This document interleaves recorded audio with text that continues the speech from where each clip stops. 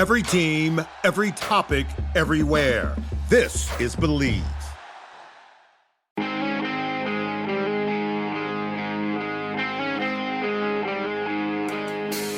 Welcome to the Backpacking Blisters podcast. We are tips and tales with a sense of humor. This episode is brought to you by Enlightened Equipment, the Ultralight gear company that's a Cottage brand that checks all the boxes. Get the best Ultralight gear at enlightenedequipment.com.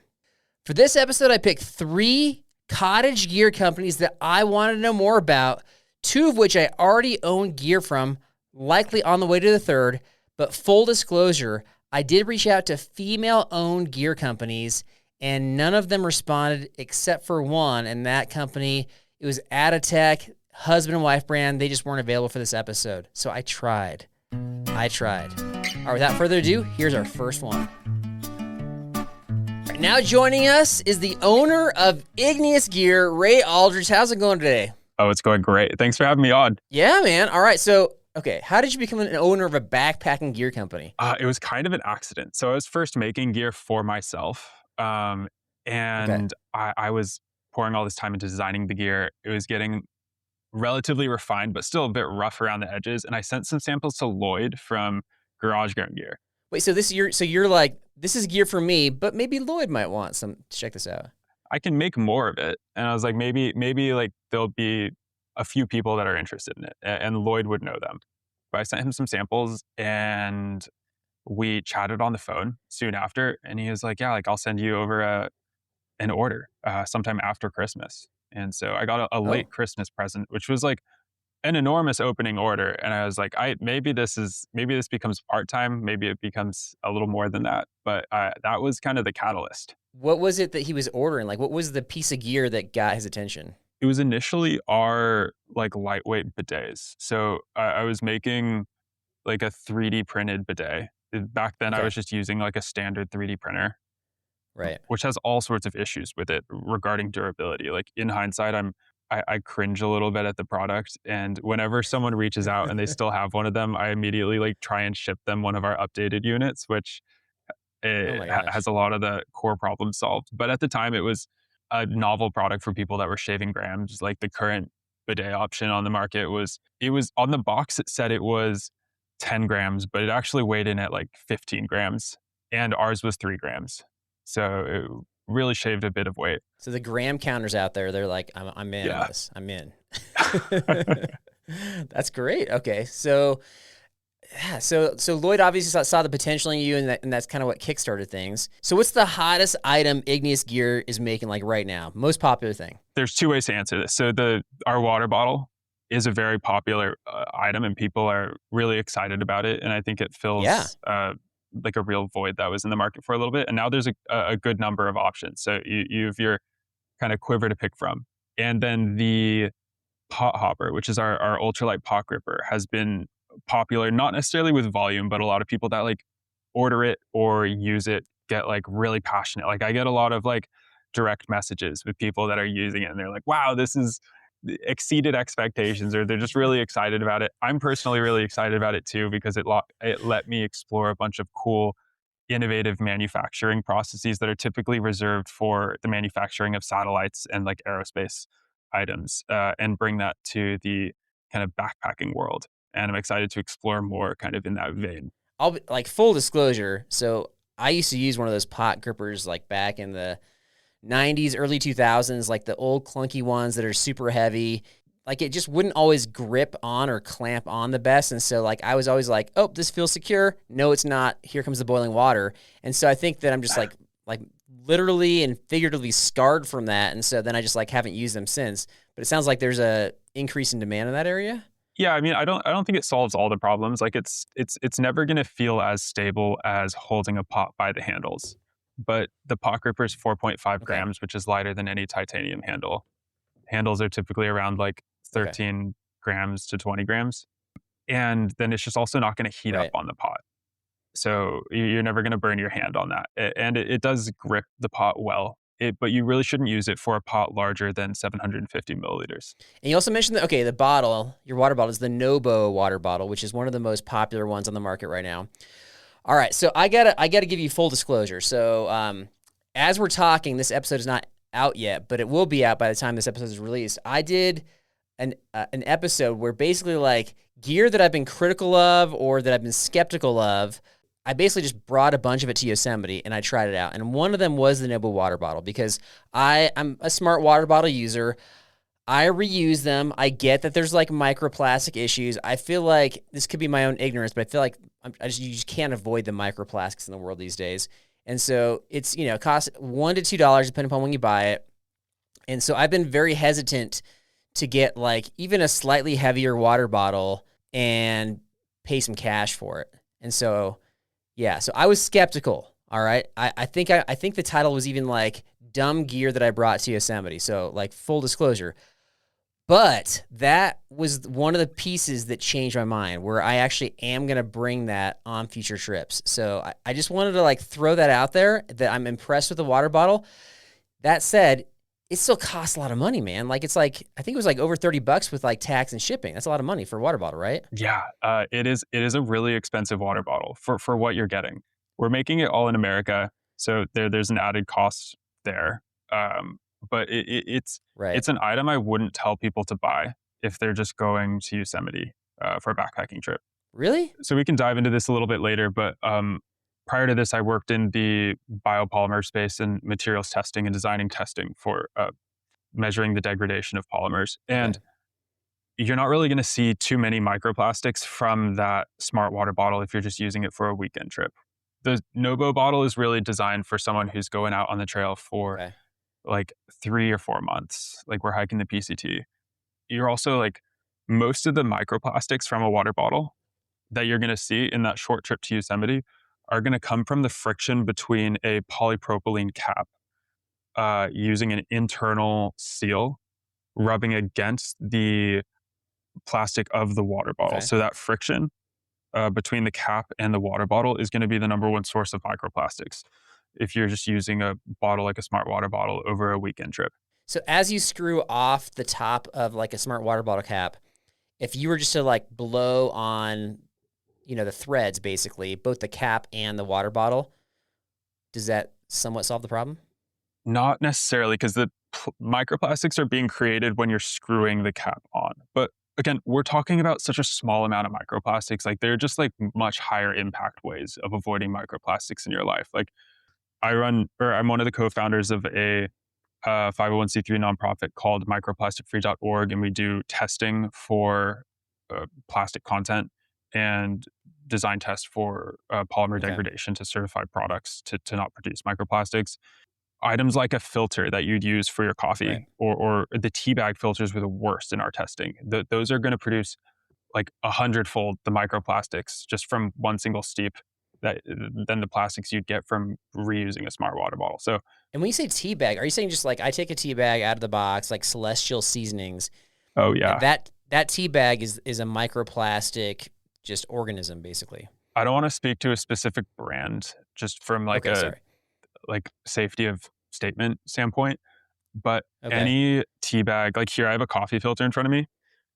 For those who are watching video, you can see it kind of has this like perforation on the edge where you see like ridge lines. You can also see those on tea bags. And typically when you see something like that, it means that it's been heat sealed. So in order to heat seal, there has to be a polymer. Now, aside from the plastic stuff, I will say the two things that are really small that I found to be really helpful on the bottle. One is the cap leash. So, which is an obvious thing, of course, but with having smart water bottles for years where you're always like mindful of where the cap's going, is it going to get kicked into the river? That was awesome. And then also like on the outside of the bottle, the print for the measurements of like, ounces and things like that. Because a lot of times the cook pots, they have those on the inside and it's like almost, I don't know, engraved in the inside. If it's like dark or there's shadows, you can't see it. And so I was like, oh, I can just use the bottle. Like it was super convenient. We do sell the caps and tethers separately, and you can purchase those and add them to a smart water bottle. And the cap uses a silicone seal. So rather than having an internal ring seal, which is what causes the microplastics when you screw the cap on a smart water bottle, ours uses a flat silicone seal on the top. And they're different colors. And so you can differentiate whose water bottle is whose, which when people started bringing smart water bottles, I started having to like mark with a Sharpie on the bottle, like put my name on it so that way people weren't confusing. I even put it on the cap too. All right, so we kind of referenced the cost of the Nobo water bottle specifically. So I've got a thought on this. So companies like Tesla, Chevron, Charles Schwab, those are all massive companies that have left California mainly due to the corporate tax issues. Have you considered leaving California, which might in turn reduce the cost of the Nobo water bottle? You've done your research, or is this just like a well-placed question? No, I'm just kind of trying to connect the dots here because I know I'm from California originally, and we always hear about the big companies that are there that are leaving. So so we're in the process of moving to Florida. Oh, okay. Yeah. I didn't know you were doing that. If that's what you're referring to. Yeah. Not just for tax reasons. Like I'm my partner has work in New York, and so for the past few months we've been splitting our time between multiple places, and Florida lets us be closer together. So I know that you're like in the middle of this transition. Is there anything you're working on, or is there anything that's coming out in the near future that we can look forward to? Oh yeah. So in the very short term, we have a alternative to Leukotape that I've been working on for a bit. Okay. Just because Leukotape is a great product. I love Leukotape. I always bring some Leukotape on my trips, especially on a long-term trip. It starts to stick to itself when it's going through those thermal cycles. If it's like rolled around your Bic lighter or your trekking pole, the stickiness begins to stick to the back because you're rolling it on itself. Right. And so we're creating something called the Skin Shield Patch, which is kind of like Leukotape, but it's on little wax paper patches. So a lot of hikers already do this. They take Leukotape and they put it on like a mailing label with that wax paper backing. Right. Just because it's more convenient, you can cut it to the exact shape you need for a blister that's starting. Right. And so we're just kind of making it easier. This isn't anything too innovative. This is something hikers have been doing for a while, but we're just making it a little more accessible. And that should be available in hopefully 2 or 3 weeks, but we'll see. So soon. Yeah, pretty soon. I don't want to give too much, but we've been prototyping a deck of cards using a very different polymer, and we're testing different blends. And so far, we've gotten one of our card decks to about 72% the weight of a standard bicycle deck while keeping the dimensions the same. Wow. Okay. This isn't for the super ultralight people who are not bringing extra items. This is made for the like medium lightweight crowd. But I always bring a deck of cards. It's a good pastime if I'm hiking with friends. All right. Last time I talked about you were mentioning to me like off recording about you have some sort of like machine that's kind of like a Batman machine that like just like looks at things and can determine like what kind of materials are in there. Like what's this all about? Yeah, so we have a spectroscopy machine, which is mostly used for the nonprofit for testing materials and understanding what things are made of. But I've been using it to test a lot of the materials that end up in your backpack and items that might end up in nature. And one of the more interesting finds is toilet paper. Toilet paper uses a lot of recycled paper, and from our testing, it seems like around 5 to 10% of toilet paper by weight is actually plastic. So when you're burying that toilet paper in the woods, I hope you're doing proper leave no trace. But even if you are doing that, you're leaving behind a measurable amount of plastic that's not really going to break down in that cat hole. Okay, and is this like no matter what brand toilet paper? Like all toilet paper has a trace amount of plastic? No. Essentially. So what you're going to want to look for is you're going to want to look for toilet paper that does not contain recycled paper, which is less sustainable in some ways, but it's also like not going to leave that plastic out in the woods. You're getting the plastic in the paper typically from recycled paper, which has plastic blended into it just because of that recycling process. But even we haven't been able to find any paper that's 100% plastic free, or toilet paper rather, because there's also plastics added into it to give it the characteristics that you'd look for in toilet paper, just to make sure that it doesn't tear too easily, to give it some strength. We'll have to look into this more, but we haven't found like a perfect solution, unless you just avoid toilet paper altogether. Hence the bidet, right? Yes. Okay. Yeah. I will say that like if I bring up bidet and toilet paper in an episode, the comments are just like very aggressively like, I would never use that. I would never use a bidet, or I only use a bidet. I never leave toilet paper behind. Anybody out there who's thinking leaving the toilet paper behind is the worst person in the world, or like the other person's like, I would never want to pack out my toilet paper. Like it's like very polarizing, basically. It is very polarizing. Again, we have to weigh like the impact of everything. We can't be concerned with like if we're too concerned with all the different types of pollutants, like we just wouldn't go outside, because when we walk, we're losing tread on our hiking boots or trail runners, and that's microplastics that are entering the environment as well. So there's no way to win. We just have to find ways that we can mitigate our impact. Okay, getting back to your machine though, the spectrometer, is that what it's called? A spectroscopy machine. So it's an FTIR spectroscopy machine. Okay. Isn't that, like, I was just kind of joking about the Batman thing, but isn't that really like what the Batman machine does? It's just like it kind of like analyzes what's in something? Yeah, so what it does is it sends light at an object that I place on the sensor, and then it measures the light that bounces back from the object. And so it gets a special fingerprint of light. And now we can run that through a Fourier transform algorithm and match that up with different blends of different materials that create the same like spectral graph reading. In a practical way, let's say that there's a type of food that I really like, and it says it's sugar-free, and I'm like, this thing tastes too good to be sugar-free. If I put it in the machine, would it determine if it had sugar or not? 100%. Yeah, that's a very common use case for this. Like people will use these machines for reverse engineering foods, for testing to make sure that like pharmaceuticals are pure. A lot of quality control in the pharmaceutical space is done with this. Okay, let's say that I go like digging in the field, like next to Roswell, New Mexico, and I dig up something that just doesn't look like it's human made, and it's like some sort of metal, and I put it in the machine.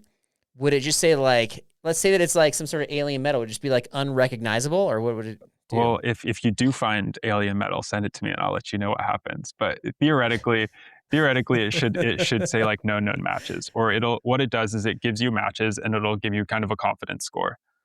So it'll probably say like nickel with 5% confidence or something like that. Oh, interesting. I know this is like probably not going to work, but I'd have to ask. What about like I find hair samples from what I believe are Bigfoot?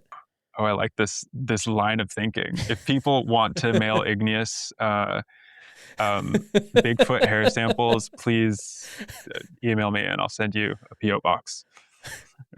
You will not get my home address. I don't know how effective. You don't want that crowd. You don't want that crowd. Not to know my home address, but I am curious to have your Bigfoot samples. Okay. You have the most interesting machine ever presented on this podcast. So thank you for sharing that. It's highly interesting. All right. Man, Ray, really appreciate everything you do for the backpacking world, for the ultralight world, and yeah, just thanks for putting your company out there, man. Excited for your stuff. Yeah, absolutely. Thank you.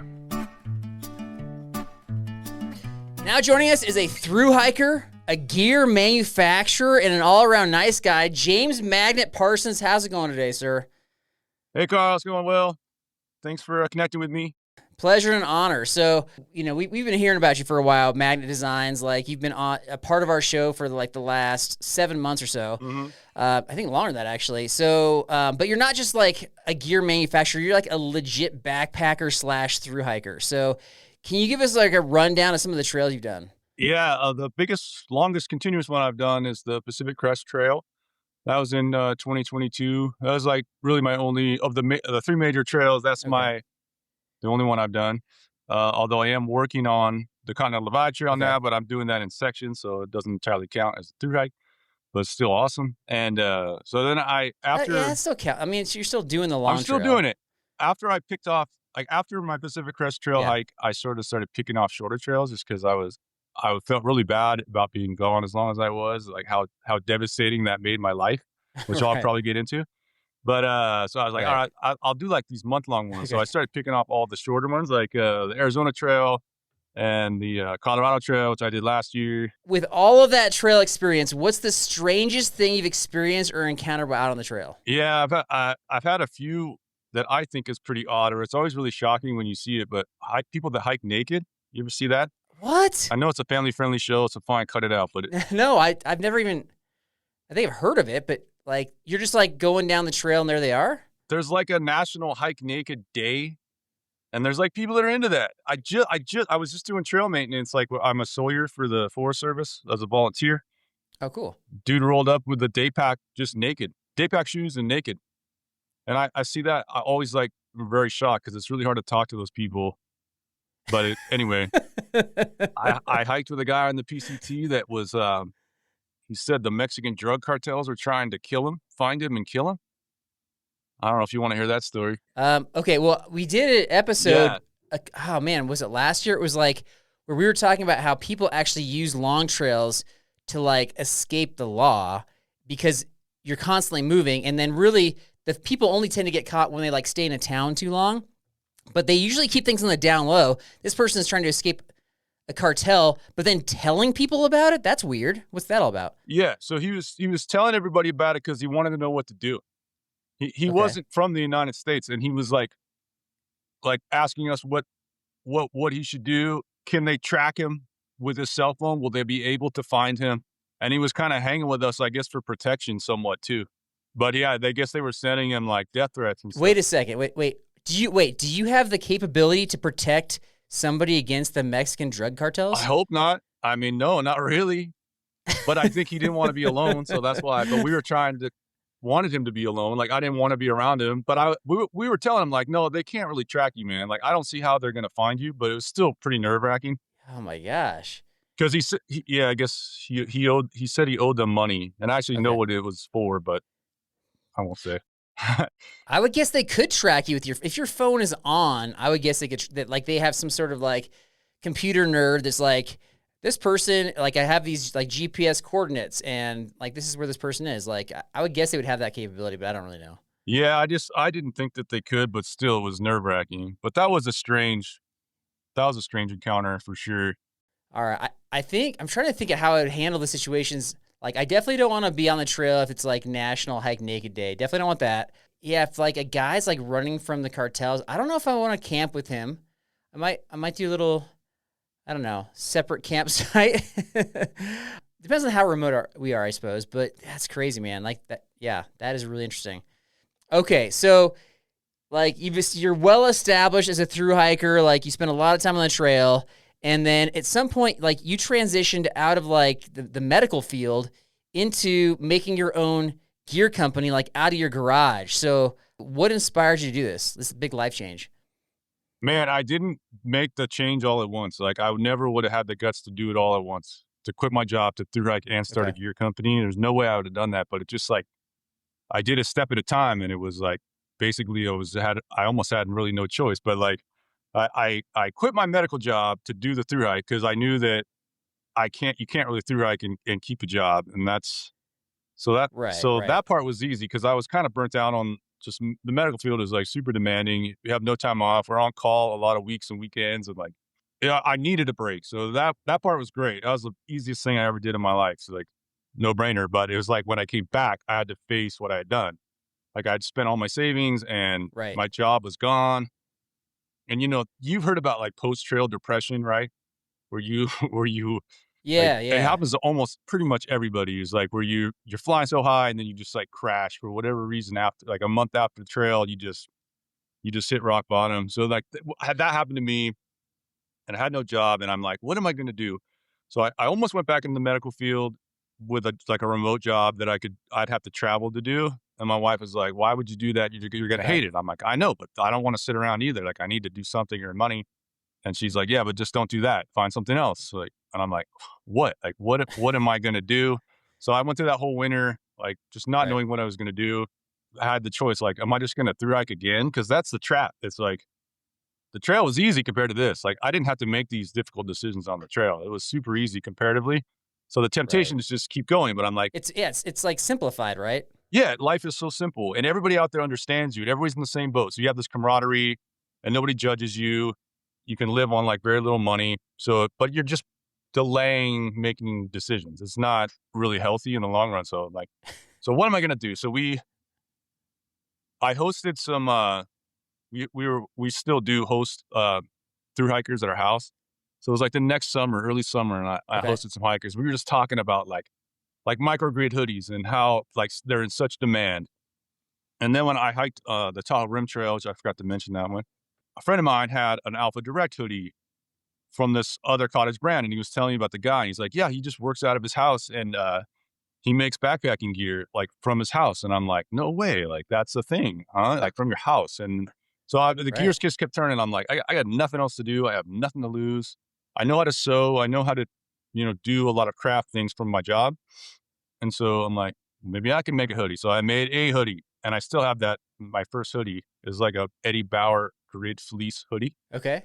I'm like, oh, I can do it. And like the arms are in the right place, and it's all like it's fine. And so then I just like kept making them. Started a website, gave them to all my friends, made some for me. We started testing them.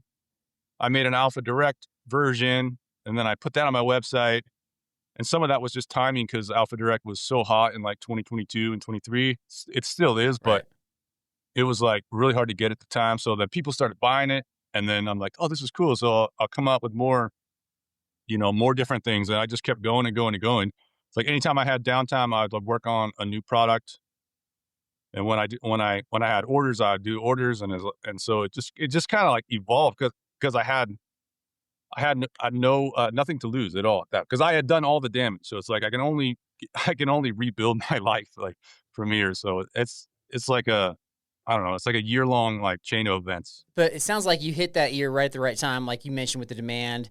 So I actually not only used, but I've actually brought it on, I think 2 trips so far, the Bend Alpha 90. And I'm not even sure if I'm using it right. Like I'm using it more as like a mid layer where it's like early morning, evening. I'm replacing my mid layer with it. And it just kind of serves a dual purpose, but it's like a lot lighter weight than like a fleece or even than the down jack that I was bringing. So for me, it solves like a lot of problems, especially in like hikes in the Sierras. How does Magnet Designs improve backpacking trips for others? Well, the Alpha Direct fleece is probably like 2 out of 3 things that I sell is made from that. I have other things too, but that is that right? Okay. If you're just talking like that fleece in general, it's got the most insane warmth to weight ratio of anything that's out there. It's still unbeaten in that category. And so it lets you bring, sleeping layers or camp layers or hiking layers with like almost I don't say no, because obviously there's gravity to some extent, but like the amount of weight and space they take up is so minimal. So that's kind of revolutionized, because before like a micro grid fleece that came out in the 90s, like a Melanzana, it's like 1/3 the weight of that for the same amount of warmth. So it's the difference is incredible, like what you can pack with you and not even notice it. The main thing that I'm proud of that I sell probably the most of is my pants and my joggers. And so it's bottom layers. And for whatever reason, not many people are doing those. And when they are doing them, they're usually just very simple, just 2 tubes of fabric with nothing on, no pockets or no drawstrings or anything like that. So my pants have like front pockets and my joggers don't. So you can pick it either way, but they all have like spandex ankle cuffs and a spandex waist and a drawstring. So they're really more like full featured pants, but they still only weigh like 3.5 ounces to 5 or 6, depending on the fabric weight you get to pick. And I allow people to make a bunch of custom options. Like you can do a man's cut or a women's cut, which is just the shape of the cut. And then you get to pick your inseam length, which is pretty rare, very rare in pants that I let you pick it. Cause I cut them all out individually. So you might as well like tell me the inseam that you want, cause it's no extra work for me. So I get to, so I have like a customer base of a lot of people, but I have like very skinny, tall people that love my stuff. Cause like I've had people tell me that my pants are the first pants that ever have fit in, that they've always worn like basically capris all their life because nothing's long enough. So, so I have like a following of people that have odd sizes because I accommodate that. So it's almost like, I mean, it sounds like it's almost like custom. They're really close to custom, man. I mean, they basically are custom. I just don't want to overwhelm people with too many choices because I feel like there's already a lot of choices. So some of the stuff I just customize behind the scenes. Okay, so that being said, like, is there anything that you got that's coming out, or anything we look forward to, or even like a modification of an existing product? Yeah, man. So I'm actually wearing this. So I have that Monarch Sun hoodie that I've had for like a year that I tested on the Colorado Trail last year, and I liked it. I started selling it. I think it's a great hoodie, but it is 100% polyester. So it's basically like made out of plastic, like so many of our, like all our gear is. Right. but I'm trying to get more into natural fibers where I can. So this is like that same shape sun hoodie, but it's 100% merino wool. So I wore it on the Sunshine Coast Trail. I'm hoping to come out with that later this year, at least by fall. But I want to take it on the CDT and beat it up some more, because that's my main concern with a natural fiber is durability is the concern. So it's never going to be polyester. I get that, but it has to be like somewhat reasonably durable. So The wool's going to be a little bit heavier than the polyester, right? well, this one a little bit maybe, but this one's pretty light. So it's 150 GSM, which is like pretty light for merino wool. Okay.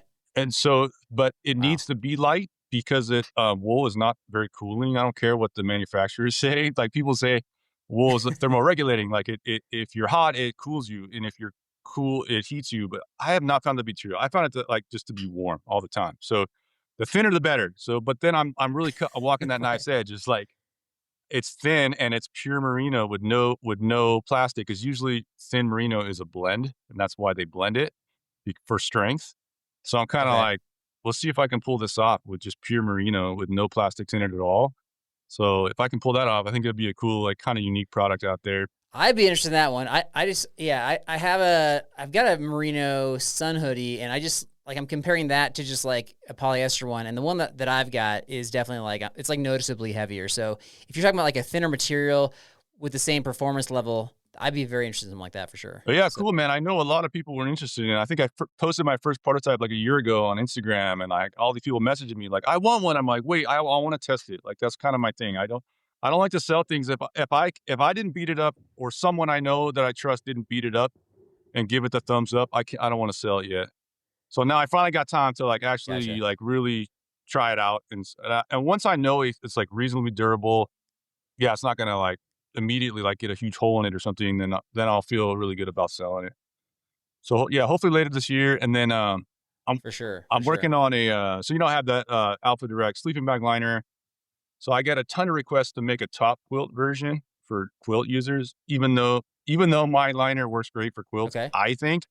But there's so many people that are just diehard like quilt users, and they want a quilt version. So I got an idea for that. I've made a few by request, but I got an idea of how to also use your quilt straps and the liner together without getting a second strap set with using your existing strap set. So I got an idea. Oh. So I just need to find someone to test it. So maybe on the CDT in 2 weeks, I'm going to bring one out and find somebody, because I don't use the straps on my quilt. So like I want to find someone that does that to test it.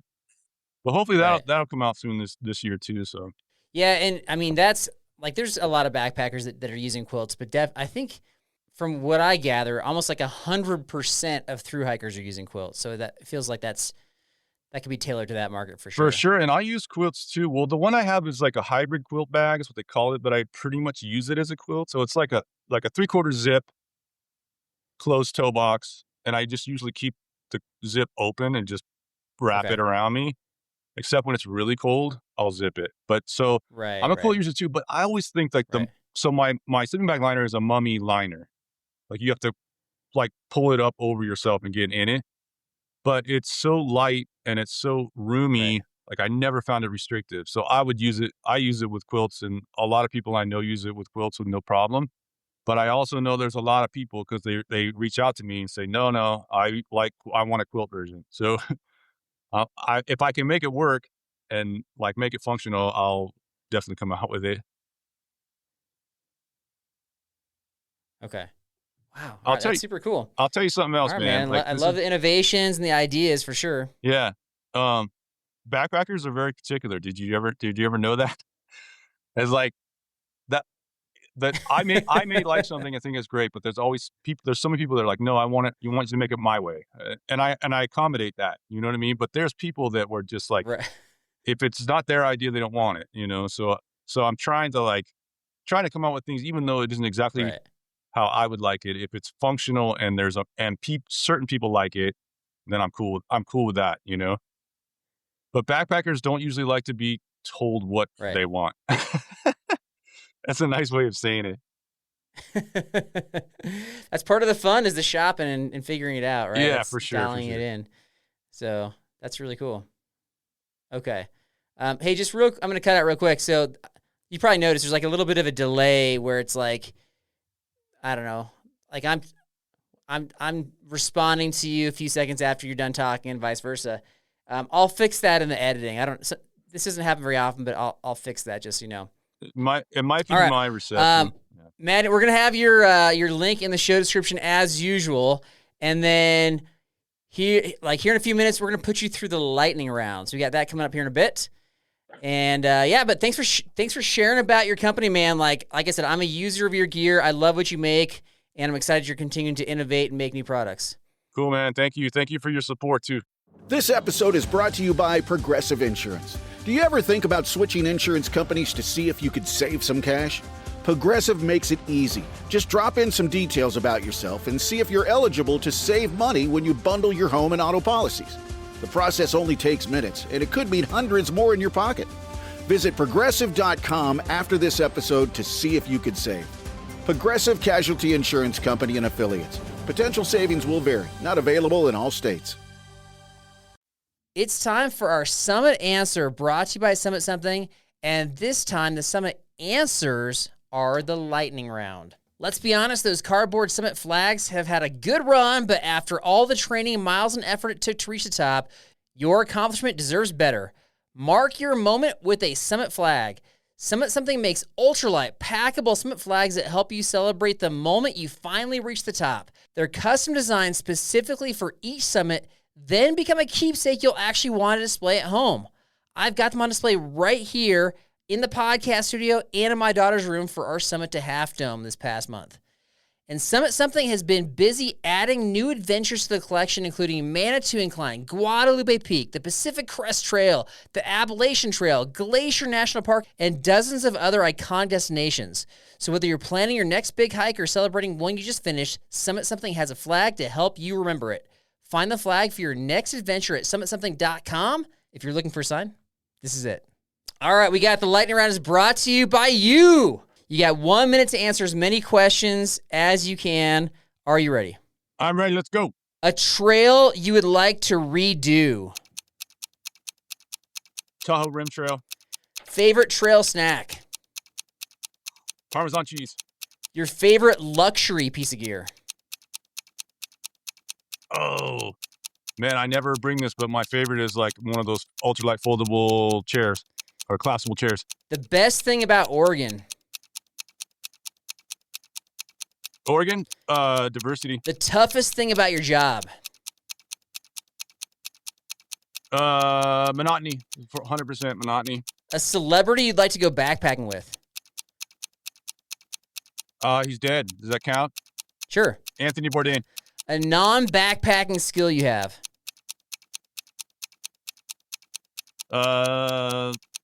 Sewing fabric. A mythical creature you wish was real. Oh man, how about one that maybe is real? A skinwalker. That's debatable. Hey, that's one of the best answers for that question. A skinwalker. That's not come up on our show. Those are like the creepiest creatures, whether they're real or not. The creepiest things like in the world. Oh my gosh. Hey, I was just down in New Mexico, and that's where that legend. It's like a Navajo legend, the skinwalker. And so, man, I was hoping I'd see one, but I didn't see one. So I don't think you want to see one. I don't think you want to see that. I mean, just out of curiosity, nothing. Like, if I see one, then I'd be like, all right, well, now I forever know that that's legit. Okay, there's like a ranch in Utah that it's called Skinwalker Ranch, and it's like a whole like crazy TV show about that. Yeah. I don't watch it, but I just know that I don't know. Like if there's something weird out there, I guess I tend to know about it. But let's see. Let me see what did you say? The best thing about you said the toughest thing about your job was monotony. So are you like I mean I know it's like focus, hard work. Don't you get to listen to like music or podcasts or anything while you're doing that? Yeah, I listen to podcasts all day. The monotony is just in the repetition of like, oh, I got to make 8 hoodies today or whatever, just cutting and sewing kind of the same thing over and over. That's the hardest thing for me. Is like, yeah, there's the monotony of repeating something. I've never really liked that part of it. So everything's by hand, like there's no like automation or machine that's doing anything for you. I mean, there's sewing machines like you see behind me. I have commercial sergers and different sewing machines. So there's that level of automation, but the cuttings by hand with just like a manual cutting wheel. And then, you can never like just turn a switch and walk away. Like I have to be doing it or operating the machines at all times. So yeah, that's why podcasts and like your podcasts are like so big to me, because my eyes and my hands are occupied, but my ears are free. So the podcast genre is like my thing, because I listen to more podcasts than probably anyone, and on trail too. I do that. So all right, Matt. Thanks for everything you do in the outdoor world, man, and appreciate your partnership. And we're gonna keep pumping up your stuff for sure. All right, man. Thank you. Yeah, thank you so much for your support and for having me on your show. Next up, we've got ULA owner Peter Longobardi. How's it going today, sir? It's going great. I'm feeling good. Feeling good. How are you? I'm doing great, man. I'm excited you're on the show. And welcome to the podcast. And ULA packs, like anytime we talk about backpacks on the show, whether we do like a backpack specific episode, there's always people that are commenting about like, what about this? What about ULA packs? And so I was like, I gotta dig in here. So, all right. So tell us about ULA packs and like who your target market is. Right on. Well, thanks for having me on. I'm excited. Surprisingly, I don't get a lot of invites to podcasts. So I was pretty, Is that right? I was pretty excited when they invited me. So I'm happy to be here. Wait a second. How many podcasts have you been on then? Is this your first one? It's not my first one, but only a few. We don't proactively reach out trying to get on them, which maybe we should. Right. But as far as like organic invites, I got 2 this week, including you, which would be unprecedented. So, but either way, I'm happy to be here. Wait a second. Wait, who else invited you, if you don't mind me asking? Some company with the name Texas in the title. I would have to go find it. Okay. I think he's probably a newer and smaller podcast than you, but just like you, real friendly guy. Just wants to talk about backpacks and hiking. Yeah. Which is the nexus for all of us here. So, sorry, what was your question? So, target market for ULA packs, like tell us all about it, please. Right on. Okay, cool. So my name is Peter, as you said. I am the owner of ULA. I've been the owner for 6 years. I am a customer turned owner. I used a ULA catalyst to through hike the AT 100 years ago, 2009. My claim to fame of that year for all of us that through hiked, not just me, of course, is that was the final year of no technology on trail, I think. Was it? So I think so. Okay. Because nobody carried a smartphone, nobody carried a tablet, nobody was on social media on trail. Wait, what about the iPod? Well, people bringing iPods? Yeah, no, MP3 players and iPods existed, but as far as like outreach technology, non-existent. I knew one person the whole through hike who had a smartphone, and it didn't work out there. Okay, so I threw hiked so long ago, Instagram didn't exist. So ULA, we're 25 years old this year. Okay, congratulations. Thank you. So we are one of the oldest cottage companies in the industry, and we are still making everything from scratch in our own shop. We don't import any sub-assemblies. So a sub-assembly would be like a hip belt, a shoulder strap. We have always had in our DNA ultralight long distance hiking. Our target audience is, I try to explain this to our consumers. If you picture a triangle, we try to meet at the intersection of comfort, durability, and ultralight. That's a good intersection to meet at right there. That's what everybody wants. That's what I think, but... the only thing you're missing is budget, right? Yeah, well, I don't think our packs are outlandishly priced for what they are. They're not. No, I'm just trying to think if you're like trying to hit a grand slam right there. Yeah. That's funny. Okay. So what I've seen, and I've even seen this with ULA packs, is it sounds like you're focused on long distance hiking, ultralight community. I'm noticing a trend though where just regular backpackers are buying these ultralight packs, but they're not really ultralight because they're just loading them down with all sorts of junk. So it's like the pack itself is lightweight, but then they're just packing it down. And have you seen that as well? Yes. Okay. We see this every year with through hikers. It's actually a lot of through hikers that are the ones doing it. Really? Yeah, because they are the ones that are pushing the boundaries of resupply distances. Okay.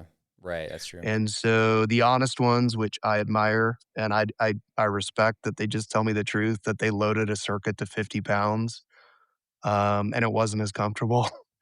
Wow. Like, totally understood. Is this okay? So is that the most popular pack you got going right now? Yeah, the circuit has been our number one selling pack for many years. It's gone through a few really minor updates over the years, but it is by far our bestseller. All right. So what's drawing folks to this circuit? What's kind of like the major selling points? I think that the circuit really hits that apex, that triangle I described. It can fit a bear canister inside of it, Okay. which is really paramount. It weighs around 2 pounds. It's a big enough volume that you can go through hike the PCT, CDT, AT, but it's not so big that you can't compress it down for a 2-night overnight, weekend trip. Yeah, our packs come pretty loaded too, so they come with hip belt pockets. Ice axe loops are standard, and we don't sell stripped down packs as well. So it's kind of like, you don't really need to buy that pack and then add a bunch of accessories to it to go use it. They come loaded as is. All right. So I got a question, kind of comparing one of the ULA packs to one of your competitors, and you wanted to disclose that something about me giving these questions ahead of time. Is that correct? Yeah. Okay. Yep. And I did get this question beforehand, and the reason why I'm pointing this out, as I told you, is while I'm familiar with the brand you're going to ask me about, I was not terribly familiar with the specifics of the pack model and the feature Okay. set. And so you had to like research it in order to respond, I suppose. Is that correct? Yeah, I didn't want to give you a nothing burger answer, so Okay. Well, I I took appreciate some that. time to look into it so I could give you like an honest assessment of it. Yeah. All right, I appreciate that. So, so one of the packs that has come up on our show a lot, especially like in the the lightweight ultralight category, is the Zpacks Arc Hall, and that's a pack I've been using recently. And so when I'm looking at kind of packs in that category, like I'm doing the comparison. So I thought it'd be interesting to hear your assessment. Mhm. I don't know if you view the Arc Hall as like direct competition, or if you even kind of have that category in your mind of direct competition. But I've got the Arc Hall as like it's 14 ounces lighter than like the Ultra Circuit SV. It's just $20 Yep. more. The Arc Hall is, and so Mhm. you've kind of already alluded a little bit to this. But what are ULA's main selling points for the weight investment? So the first thing I'll point out, and I mean all this just like straightforward, is when you compare our weight and price point to that pack, you have to make sure you're adding in the optional accessories of theirs to that pack. It doesn't come with hip belt pockets, from what I saw. That adds about $70 to the pack cost to get 2 hip belt pockets, which are Right. standard on ours. I think it's more than that. I thought they were like more like $50 a pop. I mean, if I found the right hip belt pocket, it's Yeah, maybe they came down in price since I last checked. You've probably been on them more recently. no, it's all right. If you bought one, you might know better than I. They have a lot of products, so I certainly could have looked at the wrong one. You have to add the ice axe loops to it as well. Okay. Both of those come with added weight, added cost. So you really end up with it being about $120 more just to get to the same feature set. Fair enough. Yeah. Weight wise, they use Ultra 100X on that pack. Okay. We have never made a product in 100X. I personally view it as not in that intersection of durability. That's where you Okay. compromise. And Right. in that triangle, just to go further into our ethos and maybe my neuroticy about trying to stay in here, if you go too far into one of those three, you're going to affect the other ones, right? So if you get too far into ultralight, the comfort and durability is going to pay the price. If you go too far into durability, ultralight's going to pay the price. Comfort might not, but the weight's going to pay the price for Right. that one. So they have a correlation between them that For if sure. you overpendulate into one of these groups, design aspects, you're going to have an issue with the others potentially.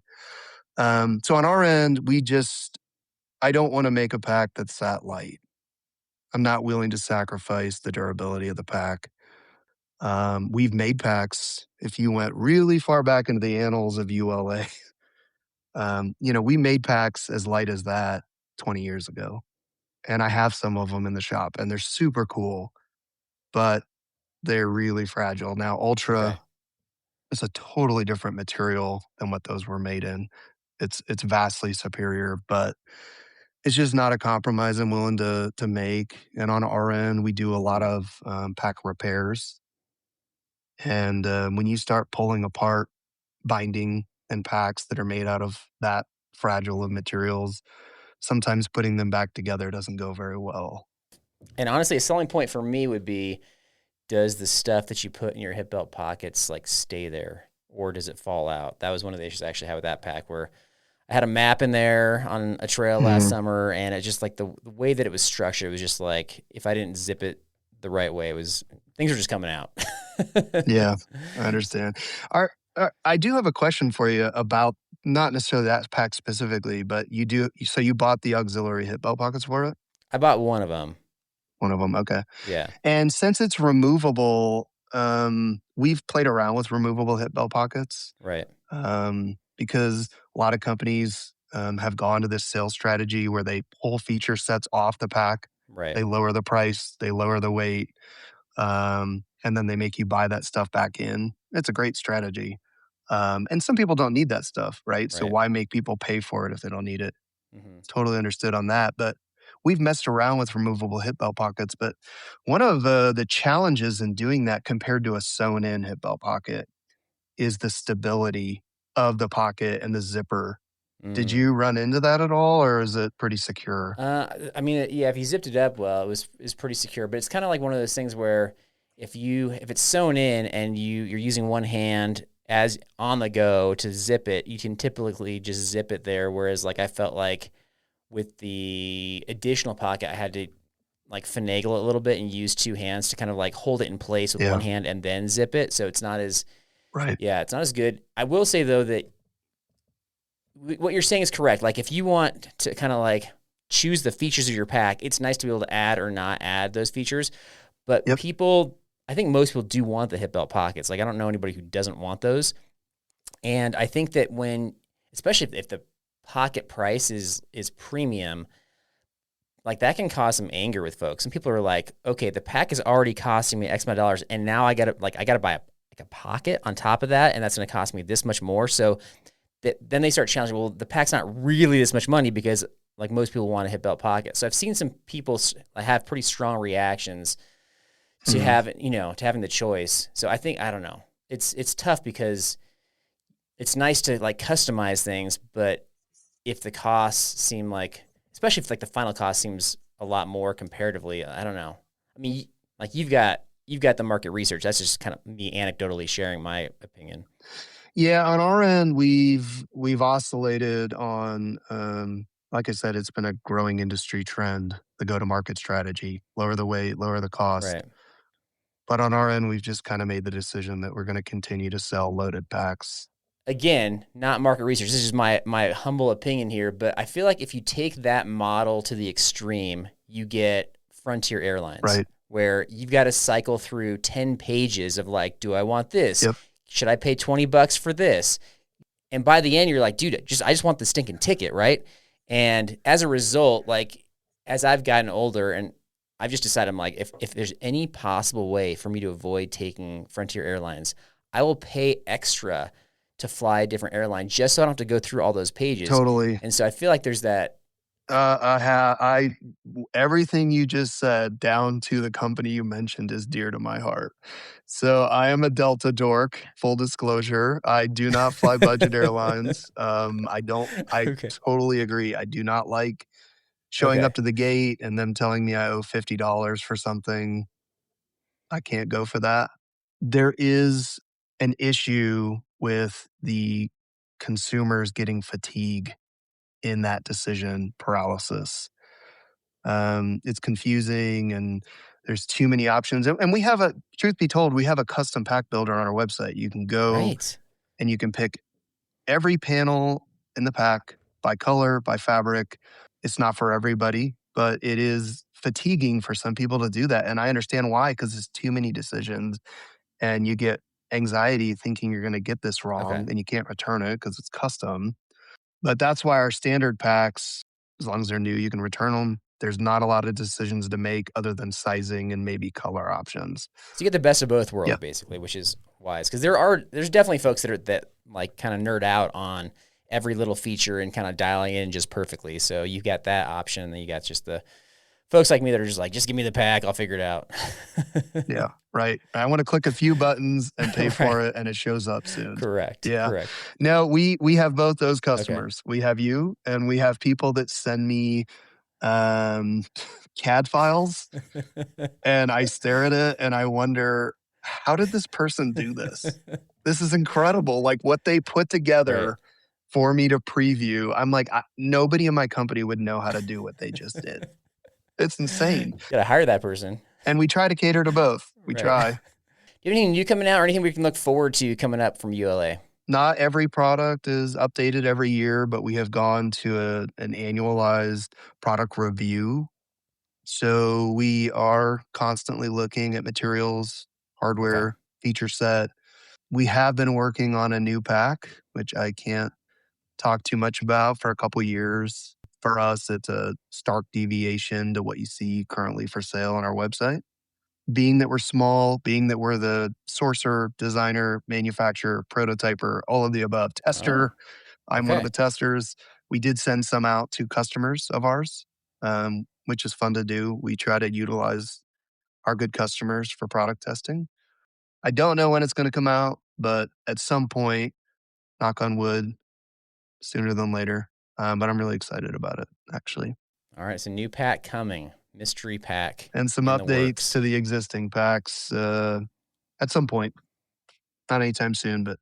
All right, Peter, man, it's been an honor and pleasure to hang out with you. Thank you so much for everything you're doing for the backpacking industry. Really appreciate it. Absolutely. Thanks for having me on. This has been great.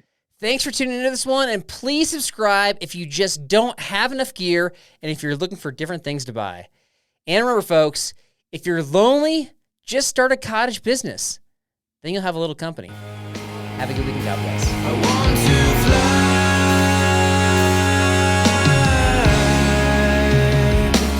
around the world.